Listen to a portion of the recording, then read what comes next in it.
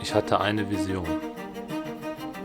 Eine Vision von einem Event, wo sich an einem Tag, an einem Ort die coolsten Pflanzenhändler und die coolsten Leute aus der Community versammeln, um einem Thema nachzugehen.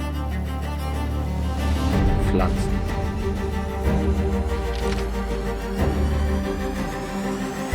Herzlich willkommen auf der Botanica in Hamm.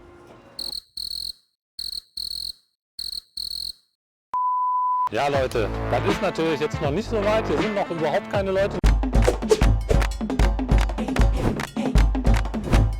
Nur so ein paar vereinzelte, aber das wird sich jetzt gleich ändern, denn die Botanica macht in ungefähr 45 Minuten auf. Let's go!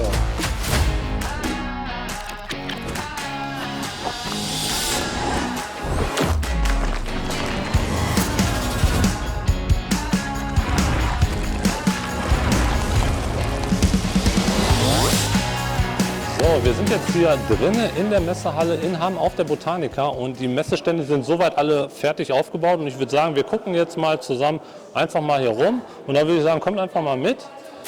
Hier vorne haben wir jetzt den ersten Stand, das wäre dann die Bonsai-Werkstatt. Ich hoffe, man hört mich gut, weil hier noch ein bisschen gerödelt wird. Bonsai-Werkstatt von Werner Busch und zwar hat der seinen Shop in Köln, wenn ich das richtig verstehe. Düsseldorf, oh! Jetzt habe ich einen riesen Fehler gemacht. Wie alt ist der Ahorn hier hinten? So 45. 45 Jahre? Okay. Und wie lange ist der in eurem Besitz? Ja. Ja, sieht auf jeden Fall richtig cool aus. Ja, mega. Ja, das auf jeden Fall hier schon mal direkt am Anfang zum Start die Bonsai-Ecke. Ich glaube, ich habe noch einen Bonsai-Menschen gesehen. Da bin ich mir jetzt aber, einen gibt es noch, ja. Ja, aber da gucken wir uns gleich an. Jetzt hier gegenüber haben wir The Best Plants. Ja, hier wird noch fleißig eingeräumt. Wie gesagt, die Messe ist ja noch nicht gestartet. Das heißt, wir gucken uns jetzt mal an, was hier so Schönes steht. Hallöchen zusammen. Viel hier mineralisches Substrat, Porn, wisst ihr ja alle mittlerweile, stellen ja viele drauf um. Hier wollen wir aber auch gar nicht zu viel stören, weil, wie gesagt, hier wird noch fleißig aufgebaut. Aber es sind auf jeden Fall ein paar coole Pflanzen dabei. Ich würde sagen, wir sind jetzt einfach mal so unverschämt und gehen einfach mal dahin und gucken uns noch mal ein paar Pflanzen an. Können wir mal ein bisschen durch... Ja? Genau, fangen wir mal hier vorne an. Also hier haben wir auf jeden Fall eine schöne Alocasia-Ecke mit kleinen Babypflänzchen.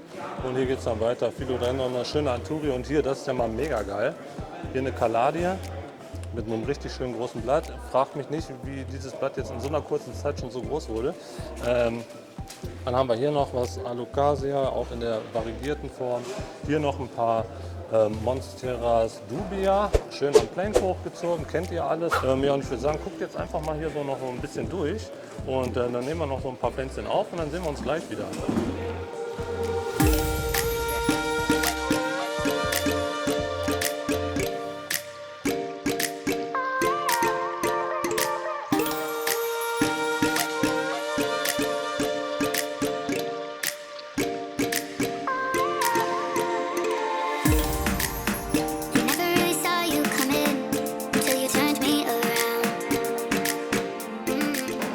Und jetzt, liebe Leute, sind wir bei Tim's Plants und ich muss sagen, der hat hier richtig viel. Also ich weiß nicht, die Tischlänge ist, schätze ich mal, oder die Standlänge ist hier etwa 10, 12 Meter und da gibt es auf jeden Fall ordentlich was zu sehen.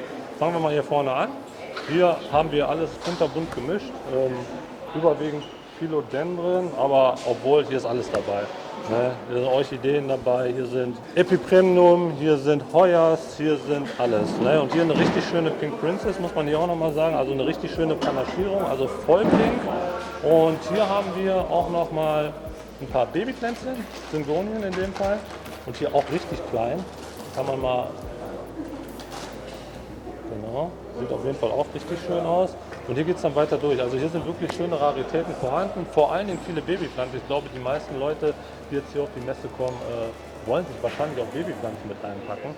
Und da sind auf jeden Fall richtig schöne Anturien auch dabei, Syngonien sind dabei, hier auch noch ein paar Monsteras. Das ist hier die Indonesian Marble, wenn ich das richtig erkenne. Hier haben wir auch noch eine bestimmte, beziehungsweise eine ganz besondere Sorte der Spathiphyllum Diamond oder Domino, je nachdem, mit einer ganz coolen, besonderen Panaschierung.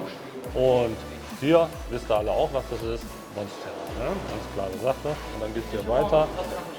Castellanum in der variegierten Version. Und ich würde sagen, hier machen wir das gleiche wie jetzt gerade eben. Wir schauen uns jetzt hier einfach mal an, was hier so im Detail noch steht. Hey, I got a confession. Been losing all momentum. Just because it's easy, well, that don't make it better. I wanna dig my hands deep down in the dirt. Take a walk along the street if I'm feeling dessert. All of this convenience just doesn't work for me. I wanna play with fire, let me get hurt. Can we take it back to 95? Before we had this drama in our lives, just staring at the screen every day and night. I miss the rush of living in real life. Go get your DeLorean. Hier sind wir jetzt im Zentrum der Messe angelangt. Hier ist nämlich gerade Harmony Plants. Ich weiß nicht, ob die Hanna hier auch irgendwo rumspringt. Dann können wir mal gleich gucken, ob wir die dann auch noch mal vor die Kamera kriegen. Aber wir gucken uns jetzt erstmal an, was hier so an Pflanzen herumsteht. So, hier vorne haben wir direkt eine riesengroße Philodendron gloriosum. Also mega geil. Also das ist wirklich ein Moped. Guckt euch das mal an, im Gegensatz zu meiner Hand. Hier auch noch ein voll bewachsener Syngonientopf oder Töpfe mit mit Rangstab direkt, und da sind direkt mehrere Pflänzchen mit im Topf. Und ja, hier mein absoluter Favorite fürs Jahr 2022. Video blende ich euch mal oben rechts in der Ecke ein. Das ist die Alocasia Jacqueline. Und hier neben, also erstmal hier zu Jacqueline, die hat halt so eine richtig coole raue Oberfläche und sieht halt auch mega schön aus. Ne? Und daneben stehen weitere Alocasien. Hier zum Beispiel eine Cuprea mit einem riesen XXL-Blatt, mega geil. Da gehen wir jetzt einfach mal weiter durch und gucken uns an, was hier noch so steht. Hier beispielsweise auch die Burle-Marks in einer richtig schönen Farbvariante. Und hier haben wir dann auch nochmal richtig schöne große Verrucosums. Auch wieder mit Rangstab direkt inklusive. Alles schon hier mit einem Neuaustrieb, mega cool. Und guckt euch mal bitte die Blattrückseite an. Wenn ihr euch das hier mal anguckt, das ist natürlich richtig schön. Ne? So eine Blattunterseite von der Verrucosum ist wirklich was Feines. Oder hier ein Blatt, was sich gerade frisch ausrollt, könnt ihr auch mal gucken. Das ist komplett knallrot und das sieht richtig schön aus. Und hier hinten bei Harmony Plants hört es einfach nicht auf. Schwenkt mal hier einmal rüber und dann guckt euch mal, was hier so steht. Also mega coole Geschichten. Hier auch nochmal ein Riesenblatt. Alles gut, wir müssen uns ja irgendwie anpassen. Wir sind hier immer noch bei Harmony Plants und links und rechts neben mir weiß man gar nicht, wo man zuerst hingucken soll. Also hier haben wir beispielsweise die, ja, ich sag mal All-Time-Favorite-Pflanze, Monstera deliciosa. Ich glaube hier in der Borsigiana-Variante, ist aber auch Wurst. Richtig schön panaschiert. Und hier neben, achso, hier ist die Esqueleto übrigens, Leute. Ich weiß, viele wieder von euch hätten da richtig Bock drauf, weil es halt einfach ein richtig schönes Pflänzchen ist. Und hier Melanochrysum in XXL. Guckt euch die Blätter an, also das sind locker hier 45 cm und das ist auf jeden Fall richtig cool. Ich habe da hinten auch noch eine gesehen, auch noch mit größeren Blättern, könnt ihr vielleicht selber mal gerade darüber gucken. Da vorne, da. Ne? Vielleicht fangen wir da gleich noch mal für euch ein. Und hier auch überall noch ein paar Babypflanzen, vor allen Dingen Babypflanzen sind immer sehr beliebt. Und ich würde sagen, jetzt gibt es noch mal so ein paar Aufnahmen hier vom Stand und ein paar schöne Pflanzen und dann sehen wir uns gleich wieder.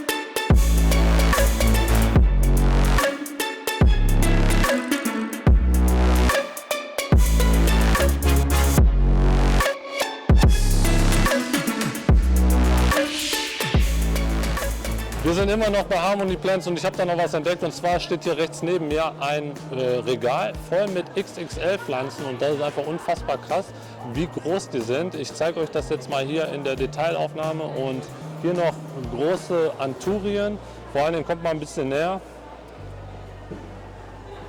Hier, das ist tatsächlich eine Varroquernum und hier drunter auch nochmal Weichi in einer richtig schönen Größe und das geht hier bis hinten einmal so durch und das ist wirklich heftig. Und ja, was soll ich sagen, wir könnten hier noch so stundenlang weitermachen, aber wir wollen ja noch die anderen sehen, deswegen gehen wir jetzt hier los zum nächsten Stand. Puh, wir haben nochmal den Absprung geschafft, ohne uns jetzt irgendwie große Pflanzen zu kaufen. Ein Glück, mein Portemonnaie blieb verschont. Jetzt sind wir auf jeden Fall bei Wheel of Aroids und da geht es mit der Gefahr fürs Portemonnaie ganz gut weiter. Und hier neben mir beispielsweise haben wir jetzt direkt eine Billigteil, nicht in der variegierten Version, weil sonst würde die wahrscheinlich 24.000 € kosten, sondern in der Standardvariante, sieht man auch ganz schön an den orange-gelben Lattstielen. Und hier könnt ihr ja einmal gucken, hier geht es einmal in einer Form weiter. Das sind Stände wieder hier, ich sag mal so im Bereich 8 bis 10 Meter und das sieht auf jeden Fall richtig schön aus. Hier ist auf jeden Fall wieder für alle Leute, die jetzt irgendwie was Besonderes suchen, auf jeden Fall was vorhanden. Von variegierten Alokasien über Monsteras, über, ja eigentlich ist ja wie gesagt das komplette Programm drin und der Stand, der geht hinten hier sogar weiter und tatsächlich sind hier auch viele Babypflanzen wieder. Ich habe das Gefühl, gerade Babypflanzen sind momentan, ich sage jetzt mal, ziemlich krass in Mode. Macht aber auch Sinn, weil wenn man hier zu einer Messe kommt, dann möchte man natürlich nicht so eine Riesenpflanze bei sich ins Auto packen, weil es ja auch schlichtweg ja relativ schwierig wird mit dem Transport. Deswegen Babypflanzen hier überall und das ist auf jeden Fall eine coole Nummer. Aber ich merke gerade, hier werden jetzt gerade auch schon Pflanzen verkauft für die VIP-Gäste, die ja schon ein bisschen früher hier rein konnten. Deswegen gehen wir jetzt schnell weiter. Vielleicht nicht direkt ersichtlich, denn das Logo ist relativ klein, aber wir sind hier bei Ecuagenera Europe. Jetzt gerade ist hier keiner da, weil da wollte ich eigentlich mal so ein bisschen quatschen, was denn gerade hier so Highlight ist. Aber macht nichts, wir können uns doch trotzdem einfach mal umgucken. Und wir gehen jetzt einfach mal hier durch und schauen uns an, was hier so steht. Also hier steht auch wieder alles Mögliche. Gerade Anturien ist der Ecuagenera für bekannt. Anturien und Philos sind sehr natürlich Steckenpferd von Ecuagenera und da würde ich sagen, gucken wir uns jetzt hier einfach mal an. Hier sind auch nicht so große Pflanzen, also alles Pflanzen in der Größe, wo man sagt, die kriegt man jetzt auch noch gut im Auto mit transportiert. Was auch richtig cool ist, ich hatte ja mal in einem Video angefragt, wer von euch denn einen besonderen Wunsch hat für eine bestimmte Pflanze und das Ganze habe ich natürlich auch weitergegeben und jetzt sind möglichst diese Pflanzen, die ja von euch erfragt wurden, auch mitgebracht worden hier zur Messe. Beispielsweise könnt ihr mal hier gucken. Viele von euch haben sich gewünscht, bitte bring doch Varroquernum mit und das habe ich dem Inhaber mitgeteilt und tatsächlich hinten die Wand ist voll mit Varroquernums und hinten unterm Tisch stehen auch noch welche, aber die seht ihr gerade nicht, so dass wirklich für jeden was dabei ist, hoffentlich für jeden. Und ja, ich würde sagen, wir gehen jetzt einfach mal weiter zum nächsten Stand. Und jetzt sind wir hier bei Garten Eden und zwar mit dem lieben Erik. Erik ist der Chef im Ring bei Garten Eden. Wir zusammen haben uns gedacht, wir kloppen mal eine richtig geile Erde raus und zwar eine Erde mit mehreren Bestandteilen. Weiß nicht, fangen wir direkt mal hier an. Also hier beispielsweise haben wir einen gewissen Anteil an Erde natürlich drin. Hier haben wir eine bestimmte gewählt, richtig? Richtig, hier haben wir eine torffreie Erde, die auch organisch gedüngt ist. Ja. Genau, die haben wir da gewählt. Dann haben wir noch Bomomus natürlich, das schwarze Gold, das darf natürlich auch nicht Auf fehlen. jeden Fall. Haben wir reingemacht. Dann hast du auch gesagt, 2 verschiedene Körnungen. Genau, Pinienrinde bzw. ja, Rindenmaterial. Was natürlich wichtig ist, nicht nur zu grobes Zeug damit drin zu haben, sondern auch ein bisschen feineres. Und so haben wir uns dann entschieden, 2 verschiedene Stärken zu nehmen, damit wir da halt auch sowohl große Pflanzen entsprechend gut mit versorgen können und dass die Luftzirkulation quasi in dem Behälter dann auch entsprechend gut ist, als auch ganz feines Material, wenn man halt entsprechend kleinere Pflanzen hat. Und dann haben wir dann noch Perlite dazu genommen, auch wieder vor allem für Luft. Ne? Ja. Das ist halt ein bisschen durchlässiger, ein bisschen fluffiger. Darf nicht fehlen. Darf nicht fehlen. Und hier haben wir dann auch noch den guten Bimstein. Das ist ein natürlicher Bimstein, das heißt, der ist nicht geschliffen und nicht mit Lauge behandelt. Wie die meisten Bimsteine haben wir auch ewig lange gebraucht, um den zu finden. Gibt einfach nochmal mehr Mineralien ab in der Erde und hat auch mehr die Eigenschaft, dass er auch noch mehr Wasser speisen kann. Genau. Ja, und das ist halt das Coole, vor allen Dingen, weil wir jetzt so viele verschiedene Komponenten da drin haben. Das heißt, wenn ich mir zu Hause Erde zusammenmische, ja, da müsste ich mir kaufen von allen Sachen jetzt die Säcke, die man halt bei Amazon kriegt für einen relativ stattlichen Preis und vor allen Dingen in einer riesen Größe. Und da mischt man sich ja seine kleine Kiste voll und das Problem kennt ihr alle. ihr sitzt dann irgendwann auf eure Riesensäcke. Und so haben wir uns gedacht, macht es am meisten Sinn, einfach ein komplettes Produkt mit allen Bestandteilen, die wir für wichtig erachten und die man auch eigentlich überall liest, aber keiner will es so wirklich für sich selber mischen. Deswegen haben wir gedacht, wir nehmen die Arbeit für euch ab, mischen das selber und bieten es hier auf der Messe an. Muddies Erde haben wir hier halt ein sehr nachhaltiges Produkt geschaffen. Wie gesagt, allein schon durch die torffreie Erde. Und was wir noch vergessen haben, hier hinten die Aktivkohle. Da ist es dann auch wieder so, ja, kauft man sich Aktivkohle, die meisten sagen sich, ja, die Bestandteile, ich nehme dann am Ende doch nur Erde, ich nehme doch nur Pinienrinde und vielleicht doch nur ein bisschen Perlite. Und dann hat man seine 3 Komponenten, will aber eigentlich alle Komponenten mit drin haben. Und wir haben gesagt, wir machen es für euch möglich. Wie gesagt, hier auf der Messe für einen Preis von 10 Euro, regulär 12,50 Euro, findet ihr auf Garten Eden. Den Link zu diesem Produkt auch nochmal unten in der Videobeschreibung. Ich möchte nur noch kurz was zu der Kohle sagen, weil das ist keine normale Aktivkohle. Das ist Terra Preta. Also das heißt, das ist Kohle, die auch noch Nährstoffe enthält und auch noch Mikroorganismen und Bakterien sich da festsammeln. Weil wir Mikroorganismen und Bakterien noch drin haben wir jetzt auch in unseren Tüten, wie du hier siehst, das ist ein Aromaventil, ja, damit das auch entweichen kann, weil die Erde arbeitet hier, genau, richtig. Ja, zum Glück haben sich die Leute von Garten Eden da Gedanken drüber gemacht, weil da wäre ich auf jeden Fall überfordert gewesen. Und hier nochmal für euch der Vorschlag, nutzt das Ganze, hier auf der Messe wird das Ganze auch verteilt in kleinen Probenbeutel. Wenn du da draußen tatsächlich einen dieser Beutel abgegriffen hast, dann schreib es gerne mal in die Kommentare und sag uns mal, wie deine Erfahrungen damit waren. So, und jetzt würde ich sagen, gehen wir mal weiter und wir sehen uns gleich wieder. Respect your Mutti. Respect your Mutti. Und jetzt, liebe Leute, sind wir bei Ben's Jungle und Ben's Jungle hat auf jeden Fall richtig coole Pflanzen auch wieder mitgebracht. Und zwar, guckt einfach mal selber, hier zu meiner Linken beispielsweise die riesengroße baumartige Melanochrysum, die ist wirklich gigantisch groß. Und hier daneben eine Monstera Tile Constellation, wenn ich da richtig sehe. Und die sieht auf jeden Fall auch sehr gut aus. Bekommt ja gerade sogar ein neues Blatt. Das seht ihr jetzt gerade wahrscheinlich nicht so. Und überall wieder, wie ich gerade schon mal gesagt habe, überall die ganzen Stände haben sich vor allen Dingen hier auf Babypflanzen spezialisiert oder fokussiert. Und hier ist auf jeden Fall auch mal ganz cool. Heuers habe ich heute noch gar nicht so viel gesehen, sind aber hier mit auch am Start. Das finde ich sehr gut. Hier auch eine Pink Princess, hier in einer richtig schönen Panaschierung, wie man sieht. Guckt euch das mal ein bisschen näher an. Und zwar ist das nicht so eine halbgare Panaschierung, sondern da sind die Blätter wirklich anständig pink. So wünscht man sich das für eine Pflanze. Wenn man schon eine in pink haben will, dann soll sie auch pink sein. Und hier haben wir auch noch tatsächlich, das sieht man auf dem ersten Blick vielleicht nicht, aber hier ist auch noch mal eine panaschierte Alocasia Silver Dragon müsste das sein. Mit einer Panaschierung. Also Leute, hier gibt es auf jeden Fall richtig was und vor allen Dingen die Größe ist gut. Die kann man auch noch schön transportieren. Und genau, jetzt würde ich sagen, gehen wir noch mal ein Stück weiter. Hier auch wieder Alocasia Jacqueline. Ist ja wie gesagt 2022 die Pflanze, die auf einmal aus dem Nichts kam. Und die Kaladienzeit hat jetzt auch wieder angefangen. Das bedeutet Kaladien hier auch, habe ich auch an anderen Anständen gesehen. Und die gibt es ja auch. Und genau, hier hinten gibt es dann auch noch ein paar. Vor allem diese Farbvariante habe ich so noch gar nicht gesehen. Auch richtig schön. Hat so ein bisschen was von der Tile Beauty von der Farbform, aber ist tatsächlich keine Tile Beauty, aber auf jeden Fall eine Kaladie. Hier sind auch noch ein paar Babypflanzen. Das ist ja hier fast alles Babypflanzen, aber hier auch noch mal von dem Philodendron Pink Princess. Und dann wären wir hier mit dem Stand auch schon durch. Das sind auch wieder schätzungsweise 8 Meter. Und wir gucken jetzt mal, was es da drüben gibt. Jetzt sind wir hier direkt nebenan von Ben's Jungle bei Tim Botanical. Der Tim steht da auch gerade. Der hat aber auch noch viel zu tun. Die sind gerade auch noch am Auspacken, so wie viele andere hier. Deswegen stören wir auch nicht lange. Hier wieder All-Time-Favorite Monstera Deliciosa Variegata. Hier in der Borsigiana-Variante. Hier auch wieder schön zu sehen. Ich husche jetzt ein bisschen durch, vielleicht merkt ihr es, weil es jetzt immer näher an die Eröffnung geht. Hier auch noch mal wieder die Alocasia Jacqueline, die ich jetzt schon öfter mal gezeigt habe. Hier wurden auch noch ein paar Pflanzen gewässert, damit die auch tatsächlich hier einen anständigen Transport auch überleben, wenn ihr die hier kauft. Und auf der anderen Seite geht es dann auch noch weiter.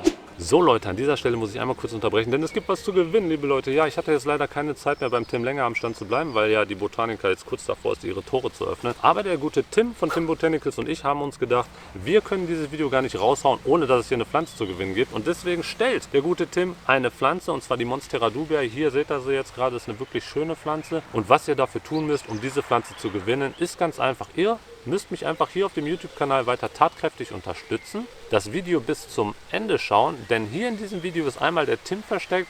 Da habe ich auch nochmal in dieser Sequenz den Namen vom Tim eingeblendet, damit jeder weiß, wer auch der Tim ist. Und da müsst ihr mir jetzt einmal in die Kommentare schreiben, welche Position der Tim da einnimmt. Und wenn ihr schon mal dabei seid zu kommentieren, schreibt doch mal gerne rein, ob ihr auf der Messe seid, hat es euch gefallen und vor allen Dingen auch, wollt ihr, wenn ihr nicht dabei wart, vielleicht bei der nächsten Messe mit dabei sein. Das Gewinnspiel läuft bis zum 29. Mai und an diesem Tag werde ich in deinem Kommentar dich einmal markieren und auch nochmal mit einem Herzchen markieren, sodass du es auf jeden Fall mitbekommst. Und dann hast du die Möglichkeit, mir direkt an pod.planter@gmail.com deine Adressdaten zukommen zu lassen und dann werde ich deine Adressdaten weiter an den Tim geben und der Tim schickt dir die Pflanze zu. Und wenn ihr nochmal richtig cool seid und Instagram habt, dann geht auf jeden Fall mal beim Tim auf die Instagram-Seite und lasst da auf jeden Fall mal ein Abo da, vielleicht auch mal einen netten Spruch. Und ansonsten, der Tim wird in der Zukunft auch definitiv mit seinem Online-Shop an den Start gehen. Alles zum Tim und seinen aktuellen eBay-Kleinanzeigen-Shop findet ihr unten als Link in der Videobeschreibung. Jetzt geht's weiter mit dem Video. Viel Glück beim Gewinnen der Monstera Dubia. So Leute, die Türen sind auf. Eigentlich wollte ich den ganzen Leuten Hallo sagen, aber es wurde mir verwehrt. Man hat gesagt, das wäre wohl zu laut. Ich habe mir extra ein Megafon mitgebracht, aber durfte ich nicht. Schade. So, die Leute strömen auf jeden Fall rein. Wir gucken uns das ganze Spektakel jetzt mal wieder weiter von innen an. So, hier wieder in der Eingangshalle. Sieht man, wie jetzt innerhalb von 5 Minuten es wirklich richtig voll geworden ist. Aber ich glaube, das interessiert euch weniger. Euch interessiert, glaube ich, mehr, was wir hier noch so für tolle Pflanzen haben.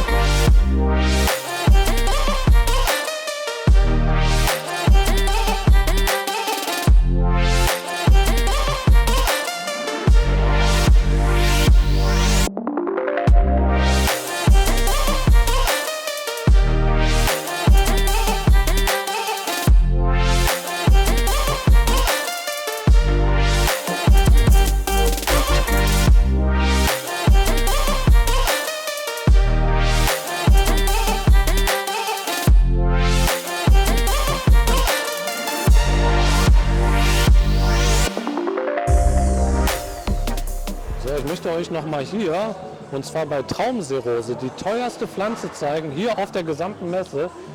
Vielleicht kennt der ein oder andere die von euch, jetzt gerade wird ja schon so ein bisschen zusammengepackt, aber das macht nichts. Das ist eine Pflanze, die kostet so etwa 22.500 Euro. Das ist nämlich ein Philodendron Bilitae variegata. Und wie man hier sieht, auf jeden Fall richtig, richtig schön panaschiert. Sehr viele Triebe. Und wenn einer von euch 22.500 Euro dabei hat, der kann die hier auf der Messe auf jeden Fall kaufen. Wobei ich nicht mal weiß, ob der die überhaupt verkaufen würde, weil es halt ja, eine sehr, sehr krasse Rarität ist.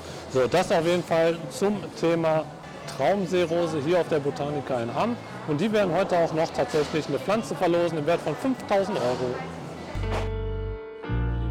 Die Messe ist jetzt tatsächlich vorüber. Ich hätte viel lieber, viel mehr für euch aufgenommen, aber es ist leider so, wie es ist. Ich hatte mega viel zu tun. Der eine oder andere von euch hat es wahrscheinlich auch hier vor Ort gesehen, mit irgendwelchen Springspielchen, mit Laola-Wellen, mit Gewinnspielen und Pflanzenauktionen. Das war auf jeden Fall eine richtig, richtig schöne Erfahrung, hier zu sein. Und vor allen Dingen bin ich richtig froh darüber, dass es im nächsten Jahr, beziehungsweise schon dieses Jahr im Herbst, die zweite Messe der Botanica gibt. Und das wird auf jeden Fall richtig cool. Und jetzt wünsche ich euch auf jeden Fall noch einen schönen Tag und kümmert euch um eure Pflanzen.